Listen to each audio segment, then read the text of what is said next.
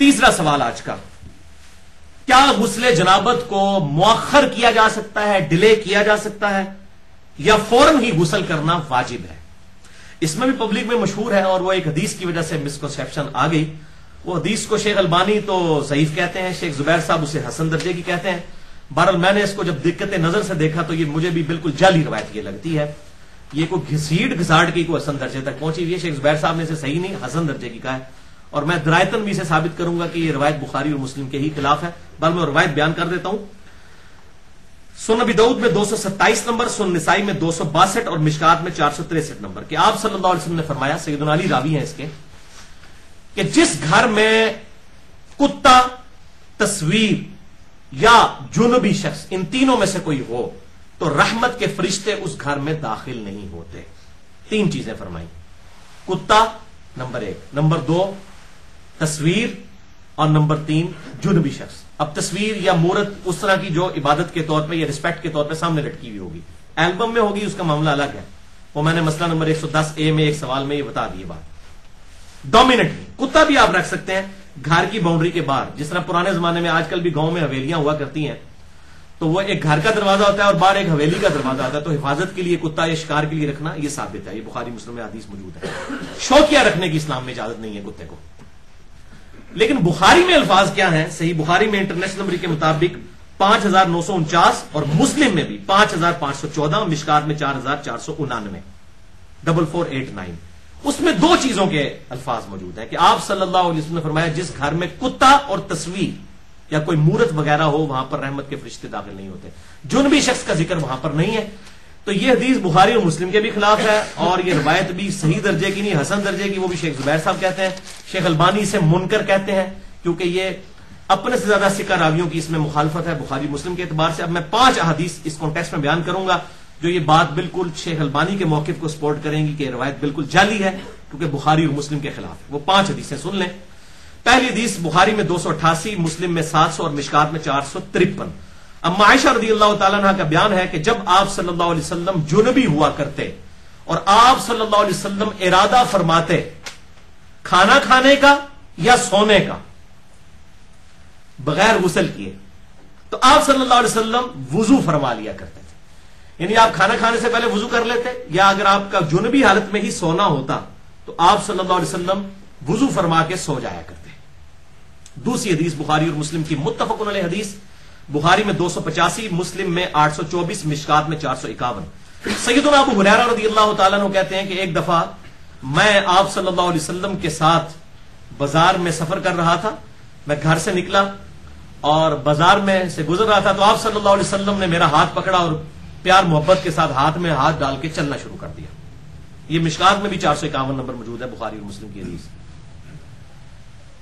تو آپ کہتے ہیں میں جنوبی تھا، مجھ پر غسل فرض تھا نائٹ فال یا احتلام کی وجہ سے، تو ایک جگہ جا کر ہم بیٹھ گئے تو آپ صلی اللہ علیہ وسلم مجھ سے باتیں فرمانے لگے، تو میں چپکے سے پیچھے سے کھسک گیا اور جا کے غسل کیا اور واپس آیا تو آپ صلی اللہ علیہ وسلم نے فرمایا ابو ہریرہ تو کدھر غائب ہو گیا تھا؟ کہا یا رسول اللہ میں ناپاک تھا اس لیے میں پھر غسل کرنے کے لیے چلا گیا۔ تو آپ صلی اللہ علیہ وسلم نے فرمایا سبحان اللہ، اللہ پاک ہے، ان المؤمن لا ينجس، بے شک مومن تو کبھی ناپاک ہوتے ہی نہیں ہے۔ یعنی یہ جو غسل کا فرض ہونا یہ کوئی ناپاکی تو نہیں ہے، یہ ایک حکمی نجاست ہے، یعنی اگر کوئی بغیر وضو کے بیٹھا ہوا ہے وہ بھی کوئی ناپاک تو نہیں ہے۔ ہاں نماز کے لیے اس کا پروٹوکول ہے کہ وضو کر لے، اسی طریقے سے اگر بے غسلہ شخص بھی ہے وہ ناپاک تو نہیں ہے، حکمی اعتبار سے ہے کہ وہ نماز نہیں پڑھ سکتا، اس اعتبار سے وہ ناپاک ہے، ادروائز تو ناپاک مومن کبھی ناپاک ہی نہیں ہوتا۔ حتیٰ کہ بخاری اور مسلم میں ایک اور حدیث ہے، بخاری میں 290، مسلم میں 704 اور مشکات میں 452۔ اما عائشہ کہتی ہیں کہ آپ صلی اللہ علیہ وسلم نے مسجد نبوی کے حجرے کی اس کھڑکی میں سے مجھے کہا کہ میری چٹائی مجھے پکڑا دو، تو میں نے کہا کہ اللہ کے رسول میں تو ناپاک ہوں، میں حالت حیض میں ہوں، تو آپ نے فرمایا عائشہ حیض کو تیری ہاتھوں میں گھس گیا، پکڑا مجھے چٹائی۔ تو یعنی عورت جو کہ حالت حیض میں بھی ہے اس کو بھی آپ کہہ رہے ہیں ناپاک نہیں ہے، تو یہ حکمی نجاست ہے، ایک ہوتی ہے حقیقی نجاست اور ایک ہوتی ہے حکمی نجاست۔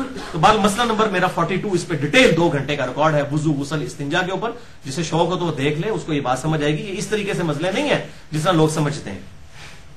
تیسری حدیث صحیح مسلم میں 707، مشکات میں 454 نمبر کہ آپ صلی اللہ علیہ وسلم نے فرمایا کہ اگر کوئی شخص اپنی بیوی کے ساتھ ازدواجی تعلق قائم کرے اور پھر دوبارہ قائم کرنا چاہے تو اسے چاہیے کہ پہلے ایک دفعہ وضو کر لے، یعنی غسل دوبارہ کرنے کی ضرورت نہیں ہے۔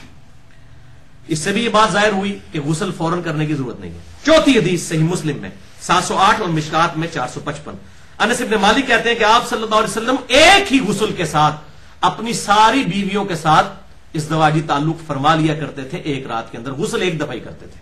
یہ نہیں ہے کہ جتنی دفعہ غسل فرض ہے تو آپ نے اتنی دفعہ کرنا ہے۔ اس طریقے سے یاد رکھیں، اگر جمعے کا دن آیا اور اس دن عید کا دن بھی ہے، جمعے کا دن بھی ہے اور کسی پر غسل فرض بھی ہے، تو تینوں غسل جو ہے وہ ایک ہی غسل سے ان کو تینوں کا ثواب بھی مل جائے گا، 3 دفعہ غسل کرنا ضروری نہیں ہوگا۔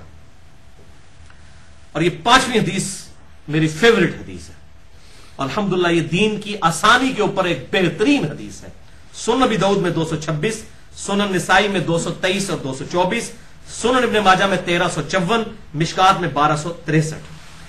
سیدنا غدیف بن حارث کہتے ہیں کہ میں ایک دفعہ اما عائشہ رضی اللہ تعالیٰ عنہا کی خدمت میں حاضر ہوا اور میں نے عرض کی کہ اما جان یہ بتائیے کہ آپ صلی اللہ علیہ وسلم غسل جنابت جو ہے وہ رات کے شروع کے حصے میں کرتے تھے یا آخری پہر اٹھ کر کیا کرتے تھے جب آپ تہجد کے لیے اٹھتے تھے؟ تو اما عائشہ نے کہا کہ اللہ کے نبی صلی اللہ علیہ وسلم کبھی کبھار تو رات کے اول حصے میں ہی غسل فرما لیا کرتے تھے جب جنبی ہوتے تھے، اور کبھی آپ صلی اللہ علیہ وسلم غسل کو مؤخر کر دیتے تھے رات کے آخری پہر تک، اس وقت اٹھ کر غسل فرمایا کرتے تھے۔ تو سیدنا غدیف نے وہی نعرہ بلند کیا، اللہ اکبر الحمدللہ، اللہ بڑا ہے، تمام تعریف اس کے لیے ہے، تمام بڑائیاں اس کے لیے ہیں جس نے دین میں اتنی وسعت رکھ دی ہے، کتنی وسعت ہے الحمدللہ۔ اچھا دوسرا پھر انہوں نے پوچھا بتائیے اما کہ آپ صلی اللہ علیہ وسلم وتر کی نماز عشاء کی نماز کے ساتھ ہی پڑھ لیتے تھے یا آخری پہر میں اٹھ کے پڑھا کرتے تھے؟